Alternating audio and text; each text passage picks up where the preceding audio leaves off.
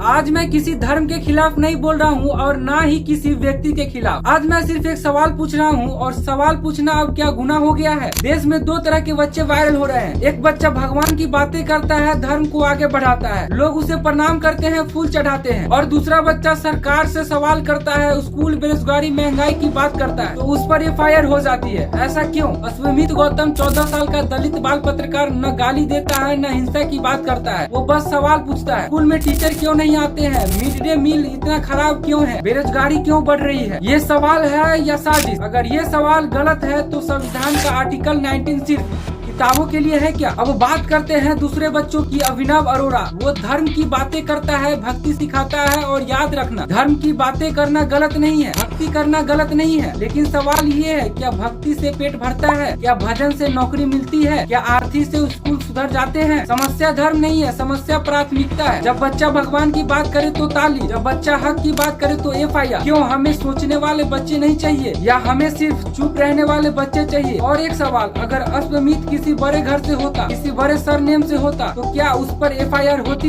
याद रखो, धर्म इंसान को शांत बनाता है लेकिन सवाल देश को बेहतर बनाते हैं। आज अगर 14 साल का बच्चा सवाल पूछ रहा है तो हमें उसे डराना नहीं, उसे सुनना चाहिए। अब जरा ध्यान से सुनो, अभिनव अरोड़ा भी 14 साल का है, अश्वमीत गौतम भी 14 साल का है, दोनों की उम्र कम है लेकिन रास्ते अलग अलग है। एक बच्चा कहता है भगवान में विश्वास रखो, दूसरा बच्चा कहता है सरकार से सवाल करो। वहीं अभिनव को मंच मिलता है, तालियां मिलती है, आशीर्वाद मिलता है, अश्वमीत को नोटिस मिलता है, डर दिखाया जाता है, FIR की बात की जाती है। क्या यही बराबरी है? असली फर्क समझिए, अभिनव गलत नहीं है, धर्म गलत नहीं है, लेकिन सवाल ये है क्या देश सिर्फ आस्था से चलेगा? अगर सब बच्चे भजन करे तो स्कूल की छत कौन सुधारेगा, नौकरी की बात कौन करेगा? देश को भक्त भी चाहिए लेकिन उससे ज्यादा सवाल पूछने वाला नागरिक चाहिए। और जो बच्चा सवाल पूछता है उसे दबाना नहीं, क्योंकि जो सवाल पूछता है वही कल इतिहास बदलता है।